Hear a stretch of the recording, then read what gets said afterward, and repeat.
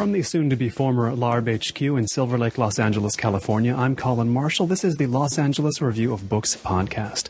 Today I'm sitting down with Keenan Norris, who both teaches English literature and African American literature at Evergreen Valley College and is the author of a brand new novel, Brother and the Dancer, about two young people, one man, one woman, one young man, one young lady, growing up in the San Bernardino Valley with intertwined lives. And I'm going to ask you first, tell me about the heat over there. It is very hot. One of the themes of the book is its setting, and that setting is characterized more than anything by the sometimes extreme heat of that valley. Just growing up there, in the San Bernardino Valley, I was constantly aware of either how hot it was at any one time or the impending doom of 100+ degree days. And I wanted to make that part of the first book just because, again, it so characterizes the area. I think there's a tremendous difference between a place that is not accustomed to extreme weather and one that is. I live in the Bay Area now, and the Bay is a mild climate. And it's kind of characterized as the California climate. But when you go out to, say, the San Bernardino Valley, you realize that that California climate is one of extreme heat, high winds, and so forth. It's a much more difficult, set of environs. And I think that does have an effect on the nature of a place and the people who live there. There's this image I liked in the novel, which is a character uses as a gauge of the heat how fast the ladies push the strollers along when they're pushing a stroller. Is this an image you have from your childhood, thinking they're going slow? This is not going to be a good day. Definitely. I just remember, and I don't even have to remember because every time I go down there, I see it.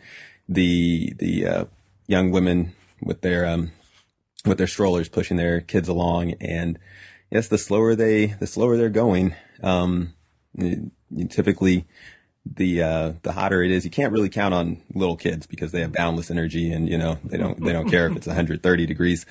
They're going to be bouncing off the walls, but that would be one indicator, and the other, I think, from the same description that you're referencing, the heat waves themselves.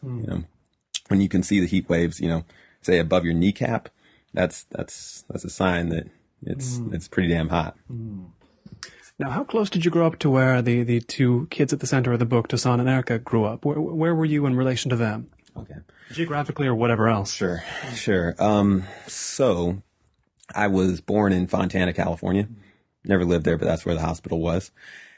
I grew up in Pomona, Rialto, and Highland, California. So in the general geographic area. Now, Toussaint and Erica both live in Highland, California, which is where I spent the vast majority of my childhood. I think I lived my parents had gone to the Claremont colleges, so I lived for the first maybe 2 or 3 years of my life in and around Pomona. But after that, they bought their first house in Rialto, and because of what they saw as an inadequate school system there, they moved on to Highland, which was kind of a growing suburb at the edge of the desert. The school consideration often moves a family way out to what a kid feels like is middle nowhere, right? Right. And so Toussaint and Erica both live in Highland, but they live in two different parts of Highland. It's a little town of maybe 60,000 people, but most cities, is divided by a freeway that completely separates the two sides socioeconomically. My parents being college graduates, I grew up on, the suburban side of Highland. The east one with the hill, right? Right. Okay. Yes. East Highland, as they call it, even though, again, I think it's probably too small to have an east and a west. But so that's where I grew up. But, we were also Highland neighbors, San Bernardino, which is one of the poorest cities in the country. And I didn't know. I think people aren't aware of that. yeah, I believe in 2012 they were rated the second poorest city after Detroit. Oh, geez. That's not... I mean, at least we're not Detroit is what they can say there, which is not much you can say. Yeah, I don't know if this is positive advertising for the city, but so it is, right? And basically West Highland is much more a part of San Bernardino. So in moving from Rialto to Highland, our circumstances changed quite a bit. And I suppose, my childhood was closer to Toussaint's, who grows up in the suburbs, than Erica, who grows up on, as I heard the other day, in a place where there are two sides of the tracks and both of them are wrong, right? But it's all relative. Right, yeah. Now, you have these characters think about their surroundings differently. I think when the narration, I don't think Toussaint says this, but the narration kind of gets you into his head on this matter, that he's in a city an hour east of a city that matters. And Erica says, I think to Toussaint, yeah, well, where I'm from, the other side of Highland, we think of it as a city. What's the divide? Did you notice that divide growing up, that like people from one part would think their world was smaller, I guess? Is that what it comes down to? Right. I think they both feel constricted in very different ways. Erica feels that she lives in an inner city, not, basically different from Harlem or, the south side of Chicago or East Oakland or any of the other places that we would characterize as ghettos in the United States. Just because it's a smaller city doesn't really change its, what it is. Toussaint feels constricted, and, living an hour away from a city that matters because he feels constricted by the suburbs. He has been given a name of, based upon Toussaint Louverture, the Haitian revolutionary who led the only recorded successful slave revolution in the history of the world, founding the country of Haiti. And so he has this, he's been raised with this ideology of the Black freedom struggle, not only within this country, but globally. And yet his life circumstances in no way match that. He's a privileged kid in the Southern California suburbs. And so he feels constricted in a completely different way than Erica. Erica's materially constricted, and Toussaint feels kind of, more abstractly, historically constricted. Maybe, an analogy would be, a man with high ambitions, with great ambitions, who not living in a time of where there are, great stakes.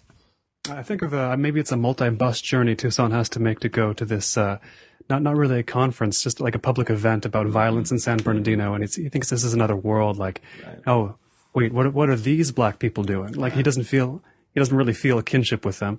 And Erica also has this moment of realization, like she almost says, like these problems that beset black people. What's going on with black people? They both have those moments, don't they, where they just step back from a second from quote unquote their people and think, what's going on here? What is that feeling?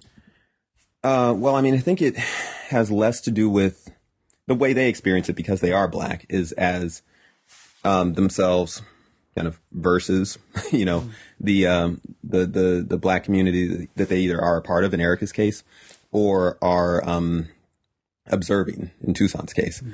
However, it's really a more kind of archetypal, more archetypal conflict between the individual and the society. Mm-hmm. Not totally different from, any number of, I don't want to compare the book to anything, but any number of other characters who are positioned within their narratives outside of maybe the arc of their times, or outside of the governing ideologies and practices of their culture. Mm-hmm. There's, kind of a necessary passage in each individual's life where we individuate ourselves, and that's simply what they are consciously doing, as opposed to unconsciously doing. Yeah. So there's some ways you can frame this as were you thinking of it as a coming of age novel?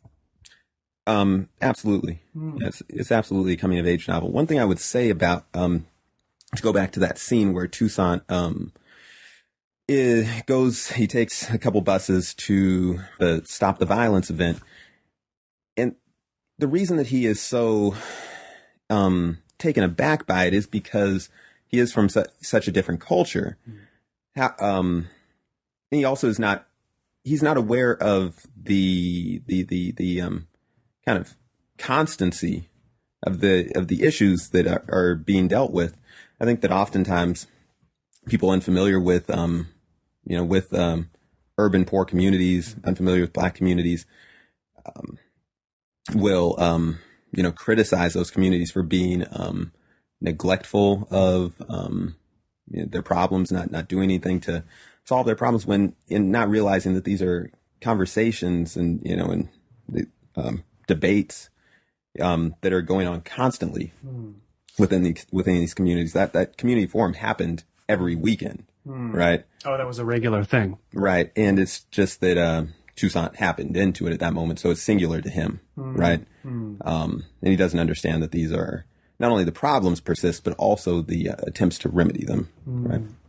And even Erica herself has these moments where she's thinking, why do these people not address their problems, doesn't she? She has at least one moment like that. So it even happens within character in that setting to think, what's going on here? Why are we letting this happen? When that's also the words you could put into the mouth of a pundit who doesn't know what's going on, who says, why are these people not solving their problems? It just, those words can come out differently from different perspectives, can they, within and without? Sure. I think that Erica is very naturally disturbed by some of the destructive behaviors that she sees around her, that she lives with, that she's hindered by.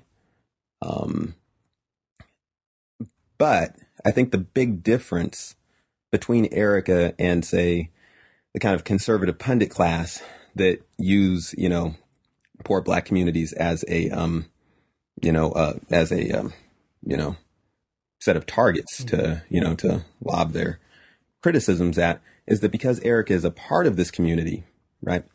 She not only is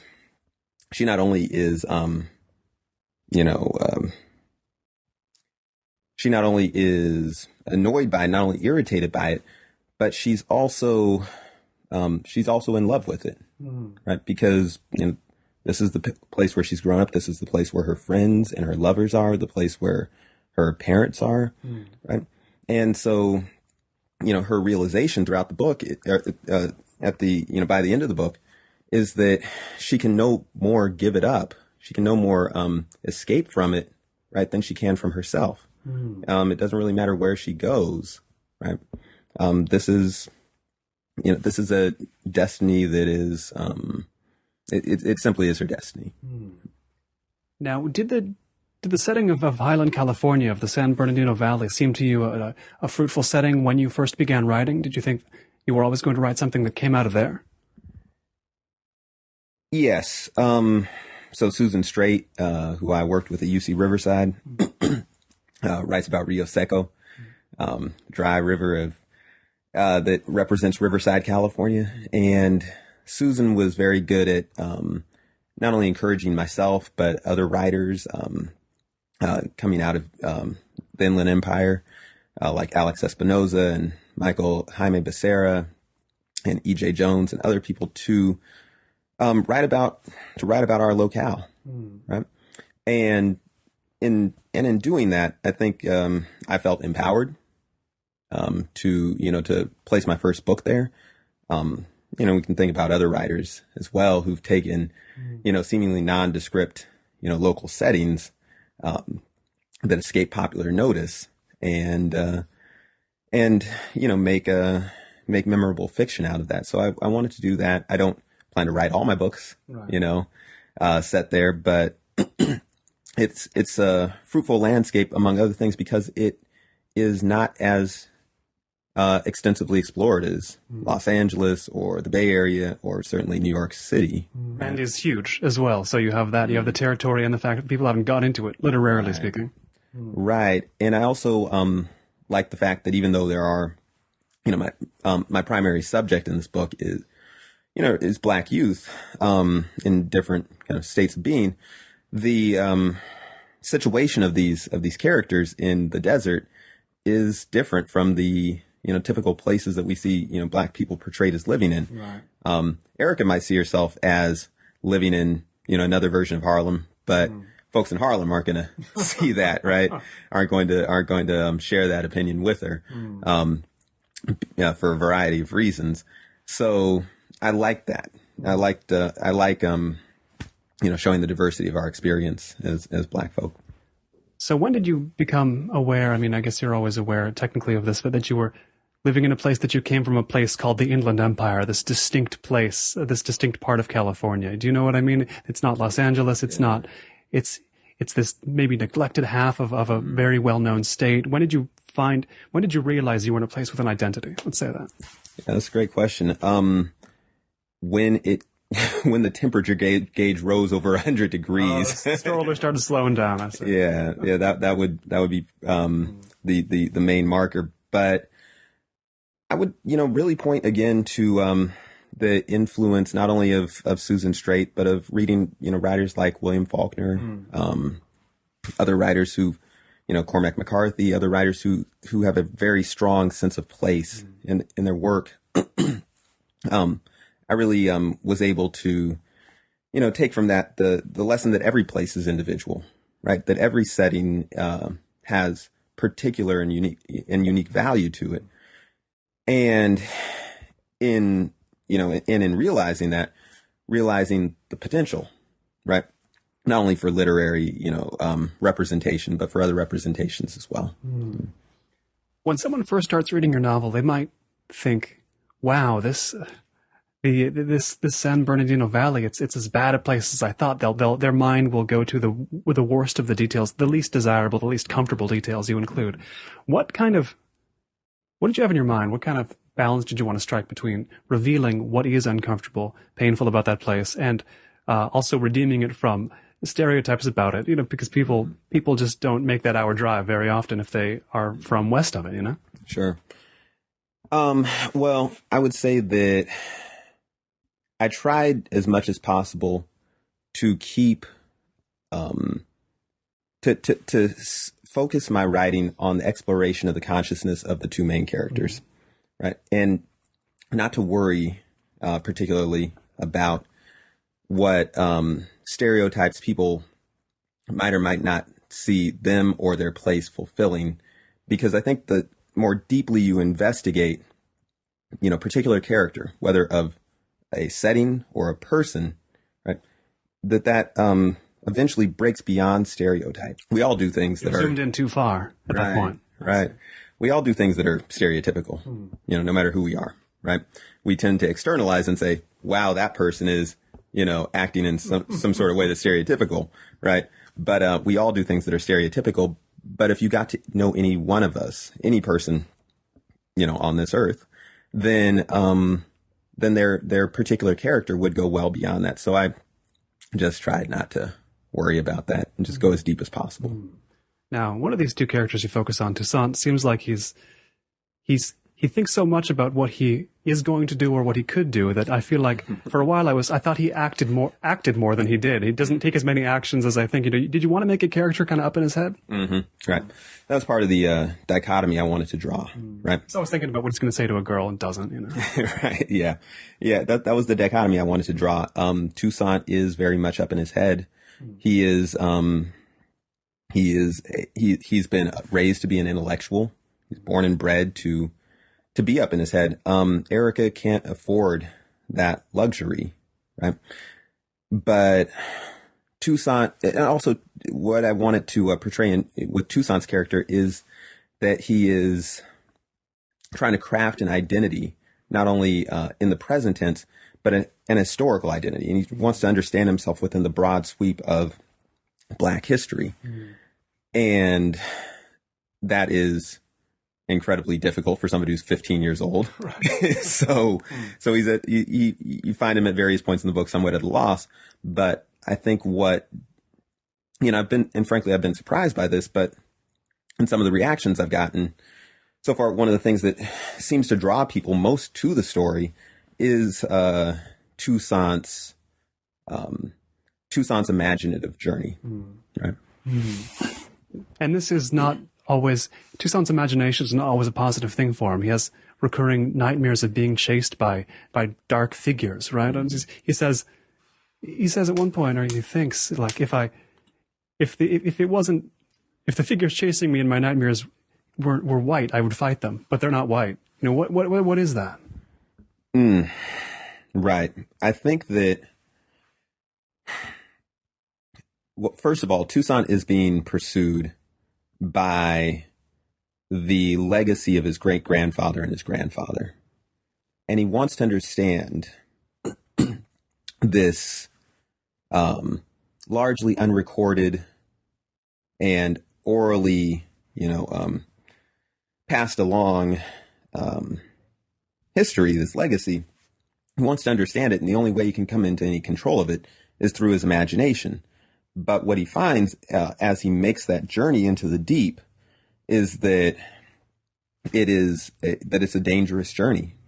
And so this figure that pursues him is his own, in many ways, his own fear at what he will find, right, down there. That he may find people of such strength and perseverance that he will never be able to measure up to, folks who survived, the racial terrorism of,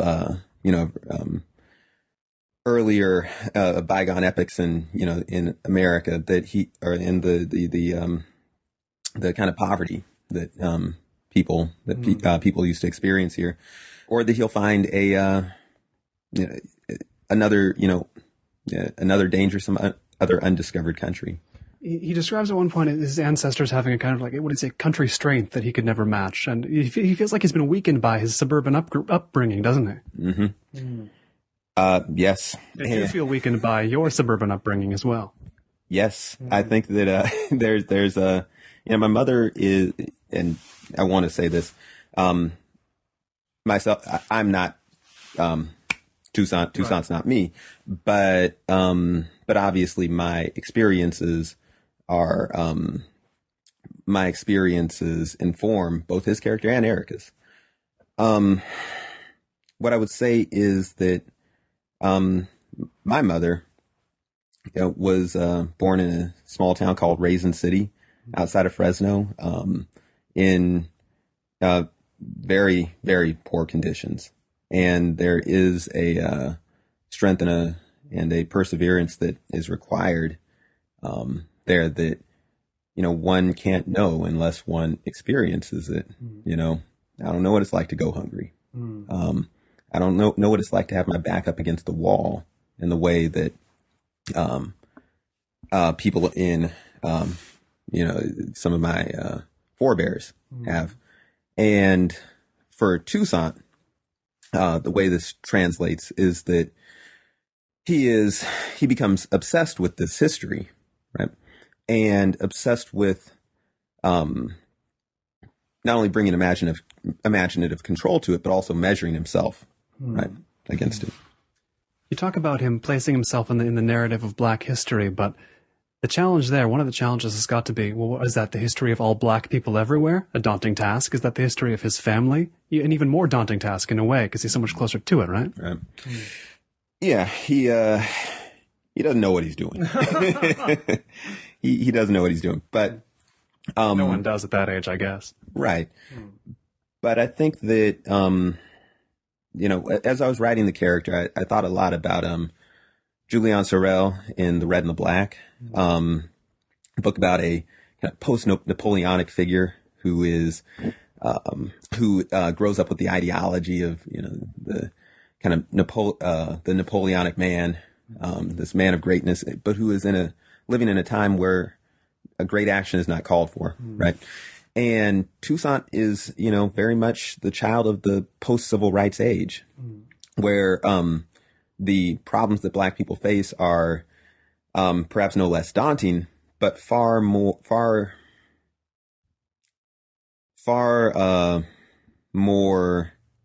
complex and less easily opposed. You can't stake out your position against the problems as easily as once you could. They're not as stark. The enemies are not as clear and present. Right. Yeah. And so, where, for example, white society had a system of, white preferment that was, obvious and tangible and systematic and legal, right? That doesn't exist in that way today. And certainly for Toussaint in, his suburban community, that kind of struggle seems very distant to him. The problems that he sees when he takes that bus trip seem to be self-inflicted, right? They are not completely self-inflicted, but without, more experience and study, he has no way to understand that. So he's looking at a radically different landscape from the one that the ideology that he's been born into seems to describe. And he's not sure how to deal with that. When you're trying to figure out the causes of the problems any people face today, do you think a historical understanding is the first thing to get as deep as possible? Is that the main prerequisite to know what's going on? I would say as, somebody who kind of fancies himself an academic, sure. Yeah, I think that you need to know the source points. And that's what Toussaint is looking for. And, it redounds, as you said, less to Black history than to his family's history. And the same with Erica, right? The difference being that Toussaint is obsessed by his family's history and certainly sees that as the core issue, understanding this history. I would agree with Toussaint, but Erica, has a totally different take on things and does not care for her family's history at all and only learns it involuntarily through, loud arguments that her parents have where they disclose information that they even are not meaning to. She is able to step back and collect this information about her family, about her situation, about where she is. She has she seems to have she seems more observant than people immediately around her are. You think that's true? Oh, yeah. Sure. She's more observant. She is, she's a character who, in a lot of ways I fell in love with as I wrote the book. A character that I had to journey a little bit further, to really know. And she certainly is somebody who is trying to understand not so much the past of her place, right, but its present tense reality, and trying to create a destiny for herself that responds to it, right? Without reference to where she was from or what kind of baggage her family has placed upon her. Tries to erase the board, write it anew. Right. Yeah, exactly. There's a bit where she mentions, or I don't know if she mentions or if it's just something she's thinking, but she wants to buy ballet slippers and she has to get the money for them. First tries getting the money from her mother, who explains why, and as you say, begins at the top with President Clinton, who said there would be jobs. And it feels like that is the explanation the Ericas of the world are getting a lot. Starting with the top, going all the way down, listing off the reasons why this can't happen. And that's not the kind of thing the Toussaints of the world hear very often. Even if they can't have the thing they're asking for, it's not like, well, the president did this, and then, you know what I mean? Mm-hmm. Yeah. I think in a lot of ways, when folks are poor, they are much more cognizant of the material reality of the country, right? The material reality of their society. And because of this, Erica and her mother, know what it is like to oppose power, right? In a way that Toussaint doesn't, right? There are entities and people in Toussaint's world that have as much power over him as Erica's and her family's landlord has over them, right? As the bill collection agencies and their employers have over them. But Toussaint doesn't have to know that. The edges in his world are softer. And, by contrast, Eric and her mother are much more political in a certain way, simply because they have to be, right? They're dealing on a day-to-day basis with, issues of real economics, what food's going to be on the table, what government programs are available and are not, what jobs are available and what are not, and so forth and so on. So, the material realities of the society are right there in front of them. In other words, in Toussaint's world, the actions of the state are not so perceptible on his everyday life. Like, they're affecting it, sure, but good luck finding out how, right? Right, and that's the irony, right? Toussaint understands himself as having this political destiny, right? As having this social destiny, and yet is not living a political life, right? Erica sees herself as a ballerina, right, but is living a life that is far more impacted on a daily basis by the politics of the country, the state, the city, right, etc. And even given the difference in their situation, in the comfort of their relative situations, both of them have to come to terms, don't they, with how to put it, what to do when you're, in some sense, the beneficiary of a struggle, or people struggled before you in living memory in ways that are harder than even if your life is hard, you had to struggle. And there's that question of, well, what do I do with it now? And I mean, I'm living a better life than my predecessors. What burden, is burden the word? What burden does that put on me? What expectations does that put on me? How do you think about it? Yeah, well, I think Toussaint definitely, feels a burden, right, to kind of live up to and to continue, kind of great legacy. A capital G greatness of some kind. And especially in his, kind of paradise inclined teenage mind, right? But, Erica, I don't think feels a burden placed on her by her community, right? I don't think she feels a lot of expectation, at least not a lot of positive expectation from her community, but, she gives herself, she is just as purposeful as Toussaint in crafting a destiny for herself. You mentioned it in the acknowledgments of your book. You mentioned you give thanks to a bookstore. I believe you call it the One Black Bookstore between here and Riverside, or here in San Bernardino, that you found when you were 17 and searching. What did you find there? What store was it? So is it still there? Can people go? It's not. It's no longer in existence. So okay. Farron Roberts, great mentor of mine, opened and ran a bookstore called Phoenix Books on E Street in San Bernardino. And my dad worked across the street, and I got my hair cut next door. And so it was, it was ever present in my life. I met Omar Tyree there, a writer who has been a, great motivator and, in my career. I saw Toni Morrison speak, not at the bookstore, but in an event at Cal State San Bernardino, set up by Phoenix Books. Kareem Abdul-Jabbar came with one of his books there. It was a great source of not only literature, but of kind of just the cultivation of my artistic spirit. Farron is a great guy.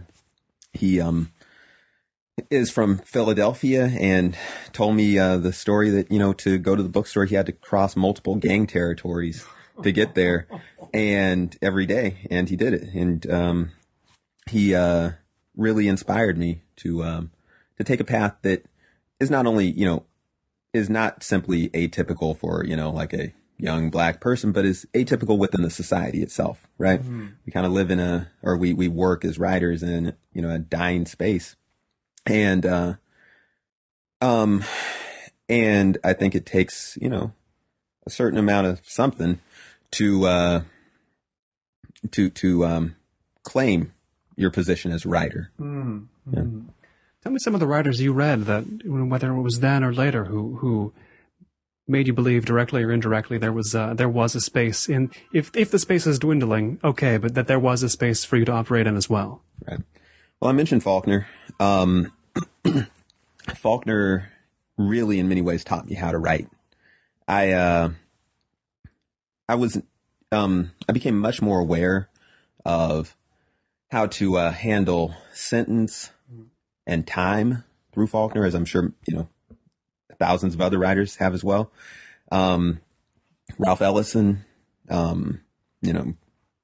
who I teach all the time now. Ellison really showed me a lot of how to, deal with how to write about Black life in complex ways, and to get beyond some of the stereotypes that are or the kind of lazy ways of thinking that not only white people but also Black people often participate in when it comes to representing Black life. I would also say though that even though I'm not like any kind of aficionado, I learned a lot about how to write from listening to rap music. Oh, really? Yeah.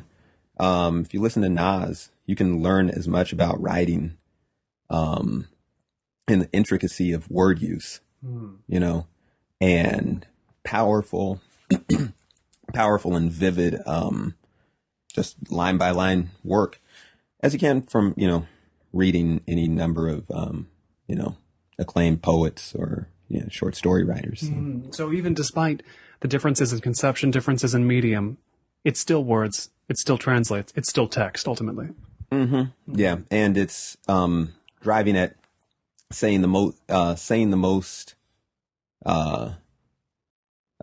representing, an action, an individual, an image as vividly as possible in as few words as possible. I mean, that'll always be the goal for anybody writing. Right. For any good writer, that's the goal. It's before we all have a time though. Anybody who writes any form of anything, they have a time before they know that, when things expand out to great lengths. And it's, what was it rap that got you into the mind of condensation, or was it other writers? What was it that made you realize, this should be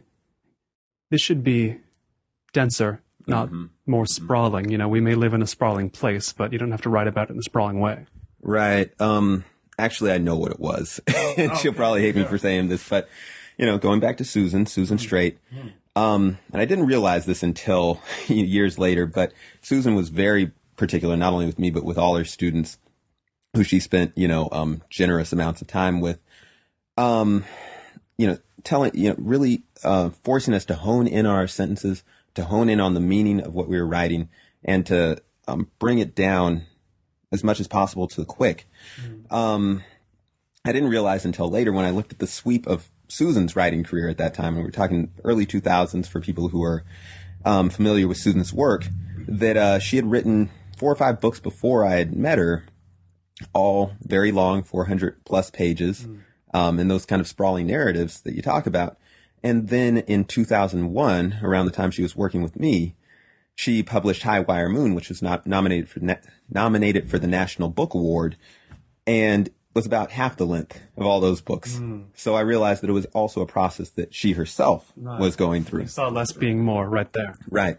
And, so I would say it really came down to that. There's advice that I would give any writer, including myself, since I often don't follow it, to read poetry every day. If you're a prose writer, you should be reading at least a poem a day, because you need to, read or hear the language, broken down to its to its elements.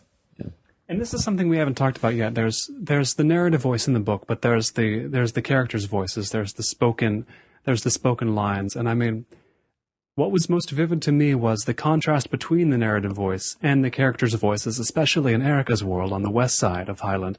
I found the way those characters talked particularly. What am I looking for? It's, I could really hear it being spoken, and don't try not to look surprised. I didn't grow up around anybody who talked that way. So tell me what the process was of getting.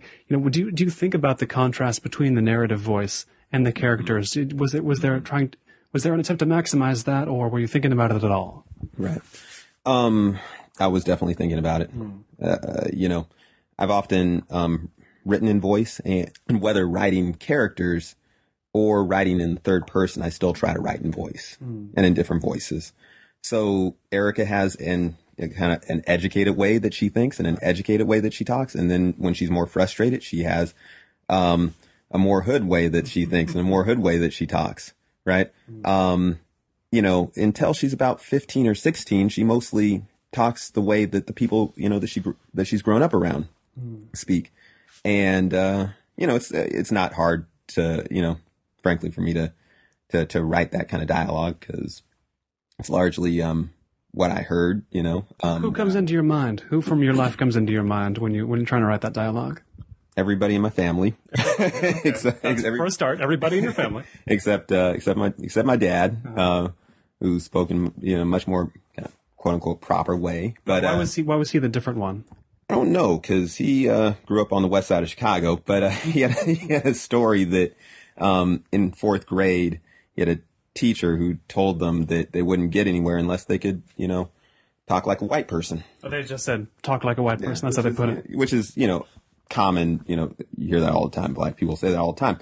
And they say it because it's true. That you get much further if you can represent yourself in formal settings as being, part of the mainstream culture. I mean, that, when in Rome, right? It's like if you're living in a different country, it's going to help if you talk the language of this country. Sure. Okay. Yeah, and so there's that way that, it's not that American culture doesn't have any, tolerance, but it simply does help.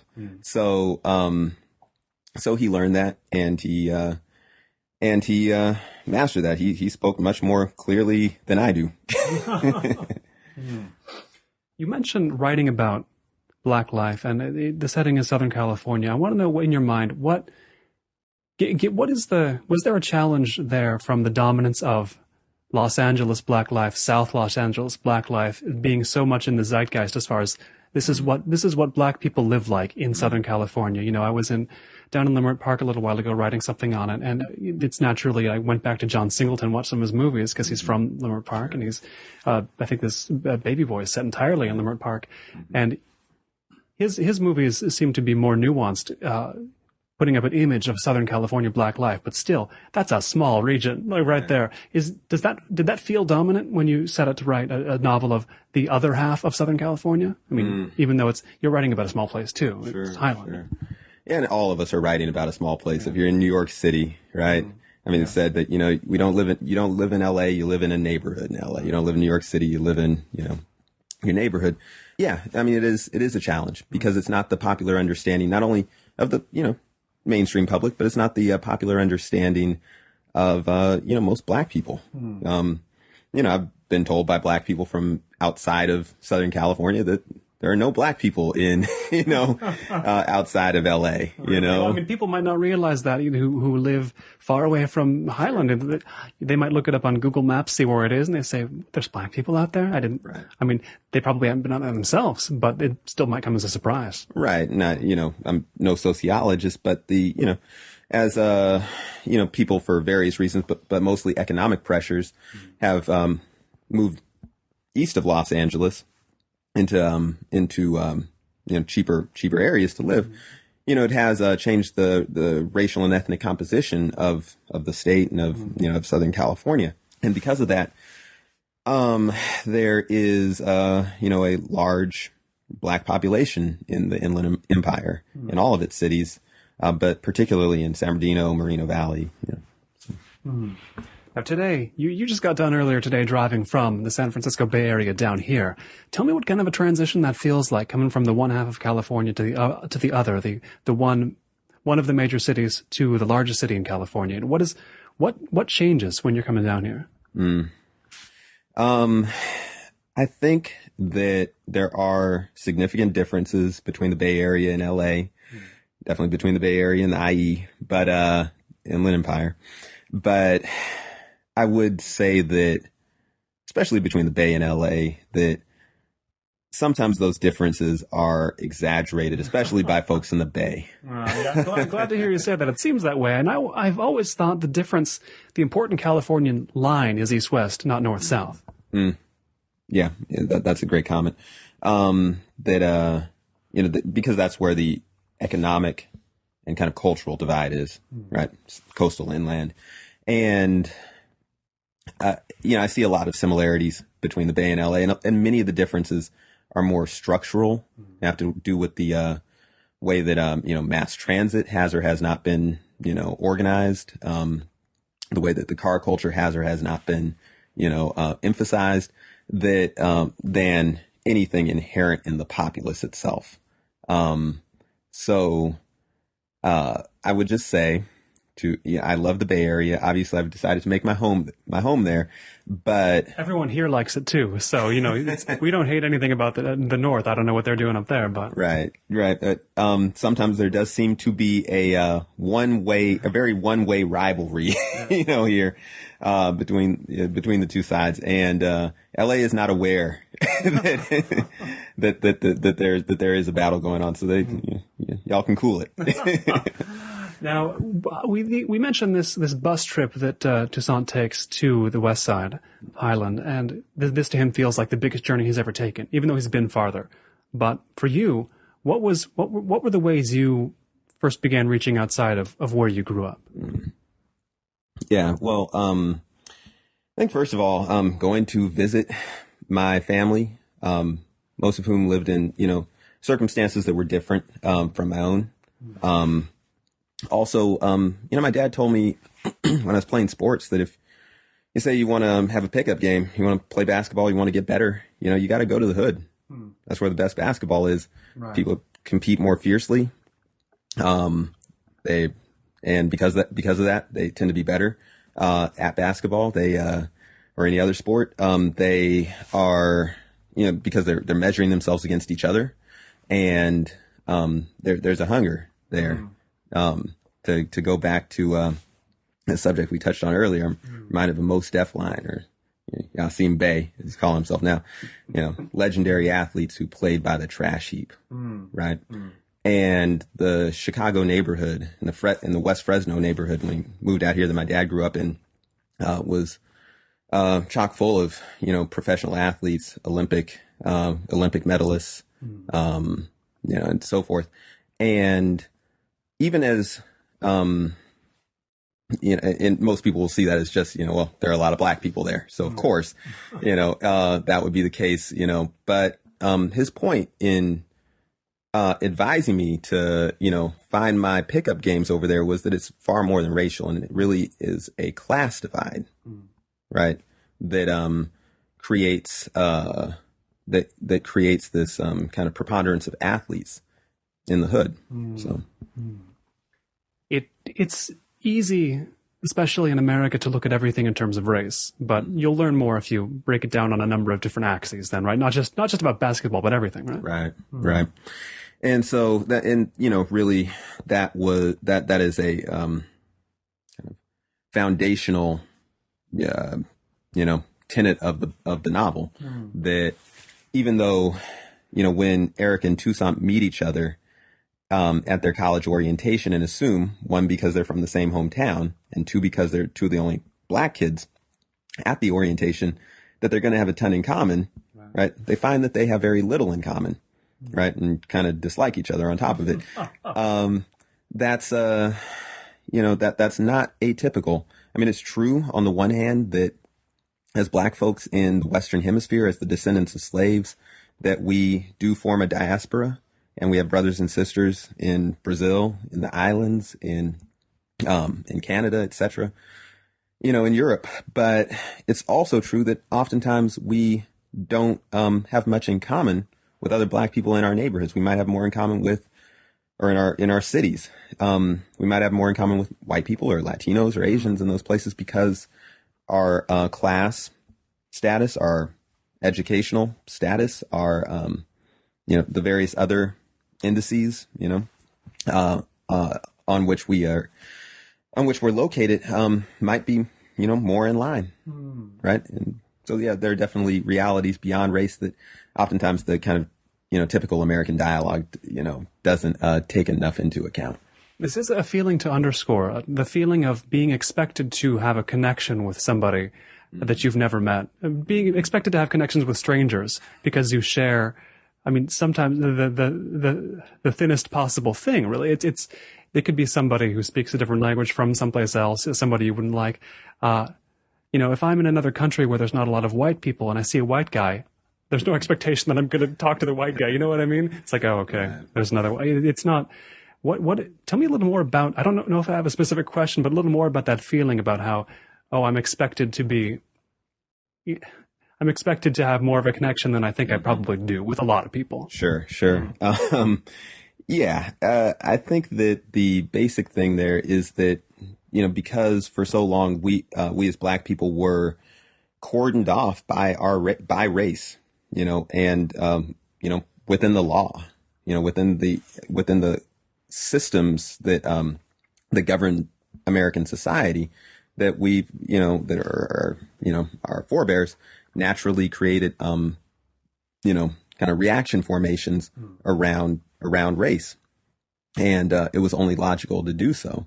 And so our consciousness and our ideologies are very much racial. There are other things as well, but they're very much racial. And as class becomes a more determining factor, right, than race, in a lot of, maybe not all, but in a lot of social situations, that expectation of similarity, because I'm Black and you're Black, is not necessarily true. I was on the BART train yesterday and I saw this brother who, looked like he was 18, 19 years old, and he's talking to a girl who, on his phone. He said, you told me I was acting outside of my race. And he said, what the hell is my race? Right. And then he went in and he said, we're not a monolith. It was like, that's when I knew I was in the Bay Area. Right. Like, we are not a monolithic people. He became a scholar all of a sudden. It was beautiful, really. He had a whole treatise on the whole subject spoken into his phone there on BART. Right. Yeah. And it's true, that, we're certainly not a monolith, and there are, ideology always moves slower than reality. Right. So there's no, I wouldn't expect, kind of our, social institutions to be able to be completely responsive to every little change in society. And that's where, the novel comes in. That's where, the creative arts come in, because we can, speak to, to unique, particular local realities that oftentimes, politics and, other, institutions cannot. On the matter of speaking to local realities through literature, did you have an idea of what you wanted to get across about life in the Inland Empire that people wouldn't know, because people outside of the Inland Empire don't know life there? What was important to convey? Maybe not about the experience of everybody there, but just what's something you wanted to get across about what it is to live there that someone wouldn't realize unless they did?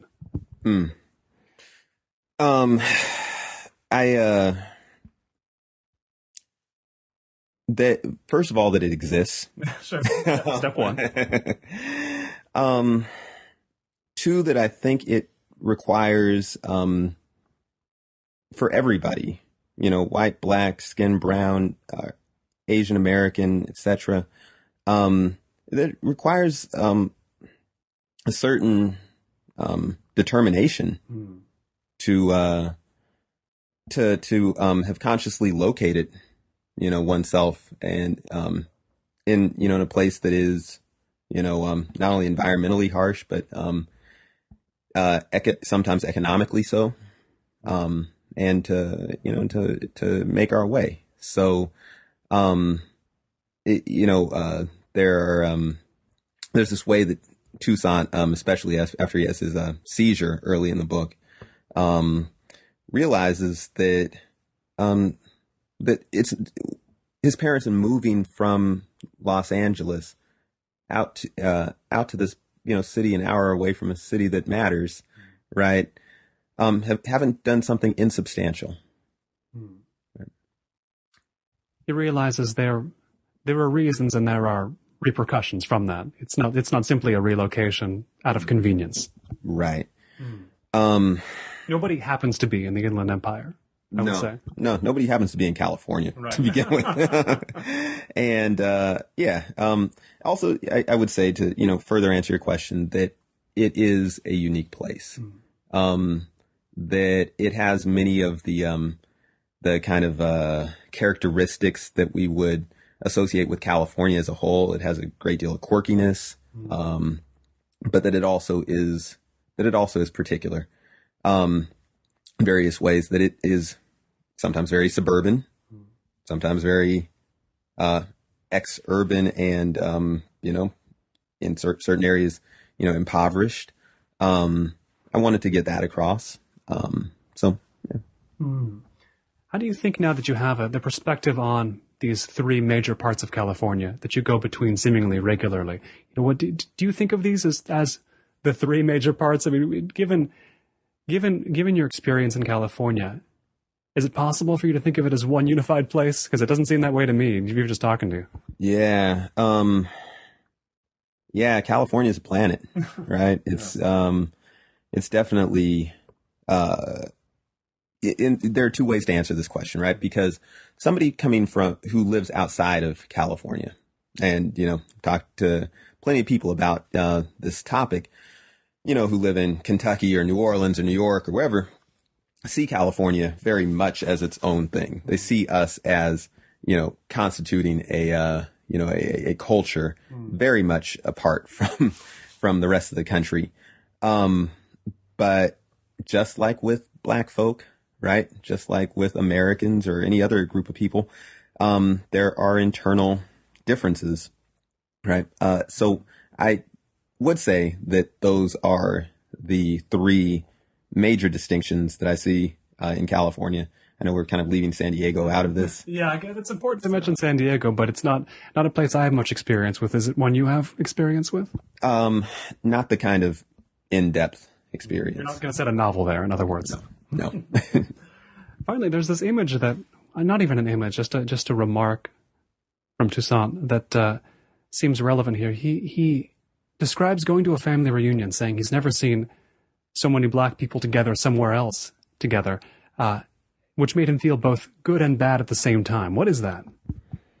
I think that Toussaint very much thirsts after the Black community, the kind of collective that he was not born into, that his parents were born into, that probably most of his relatives were born into, but that he wasn't. And it's that collective that created, the civil rights movement. It's that collective that freed us, not only in this country, but around the world, and that freed many other people in that wake. And so I think that he, desires it in that way. At the same time, he understands that there is that there would be a terrific price, perhaps not materially, but psychologically, in trying to bridge that gap into a world that he's not from, and that in many ways no longer exists. That it would have to be an act of the mind, right? Imagination. And this is the quandary that he finds himself in. He does, in the course of the book, come to a resolution. He's not just he's not completely paralyzed by thought. He does come to a resolution that's pretty definite, but it takes him a while. Good to realize thought doesn't always have to paralyze you, especially as a novelist. Oh, absolutely not. Absolutely not. Right. We make decisions, and the great thing is, even though Toussaint's story stops when he's 18 years old here, that really goes on. Right. We can have lots of phases, and try it one way, try it a different way, see what the hell works. I've been speaking here with Keenan Norris. He teaches English and African American literature at Evergreen Valley College. He's the author of the new novel Brother and the Dancer. Keenan, thanks so much. Okay. Thank you. This has been the podcast of the Los Angeles Review of Books. I've been Colin Marshall. Find more from me at colinmarshall.org and find more from the LARB at lareviewofbooks.org. Thanks.